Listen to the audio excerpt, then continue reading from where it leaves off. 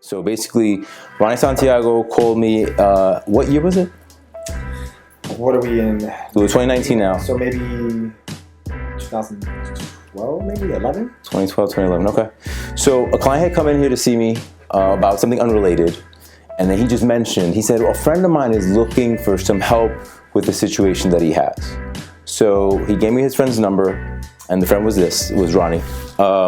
I called Ronnie from a 631 number, and that's important. And we discussed his situation vaguely.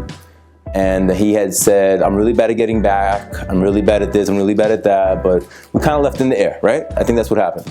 And then fast forward, we're at Excel Martial Arts. Our kids are, and I haven't met Ronnie at this point physically. Everything was by the phone. So we're at Excel Martial Arts where our kids go to karate, and this is back 7-8 years.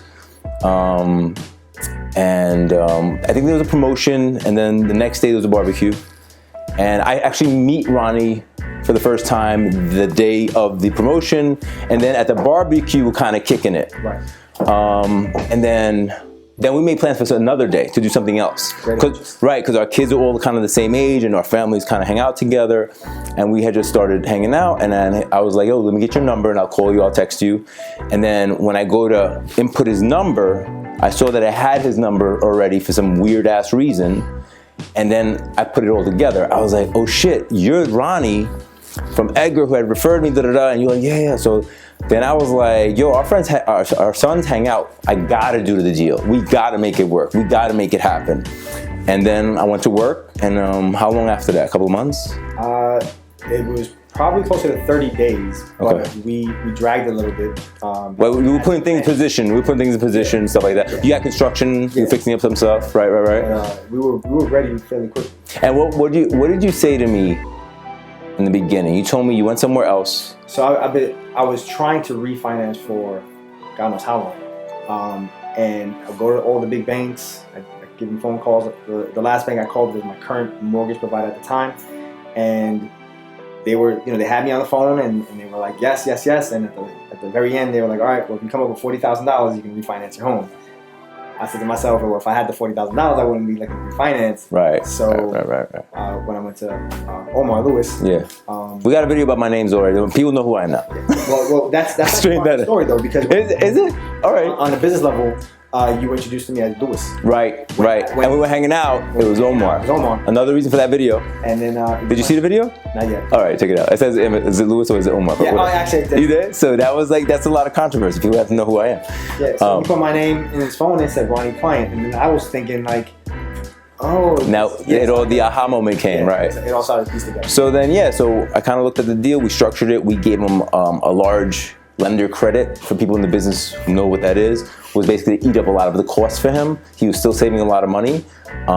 We did that one time, and a year later we did it again and saved him more money. And that was it. Besides being homies, thank you for always thinking about me with your real estate stuff. I think after this will be the most transactions with any one client. So you get a trophy. Thank you. Just to add, the second refi. Okay.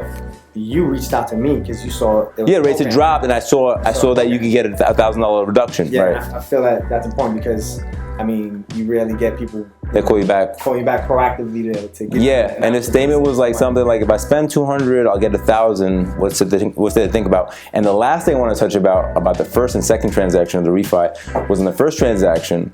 His wife was mad, grilling me. Yeah. She's over there. Very garbage. She's over there. Very garbage. But whatever, we can't get her. She wasn't even talking to me. And I think I told you later, I was like, everything's cool with her, because she didn't say nothing to me. But I found out that she wasn't really believing. She sees it, she believes it. So the second time we did it, had the kids running around, she wasn't even looking, she was just talking to me, signed the whole thing. It was a whole different experience. Yeah, she's the opposite of me. I'm like, all right, sign that, all right. Sign there. Right. She's reading the fine print. What's it? Right. The first time she was like that. The second time she was just like, it's all good. And then he bought another house. It was all good. We were just kind of like hanging out, because all the details are taken care of, and there's a trust factor and confidence factor, and I guess confidence. Yeah, that would be it. 100%. Yeah, it really comes down to. Well, thank you again. Thank you, sir. All right, my man.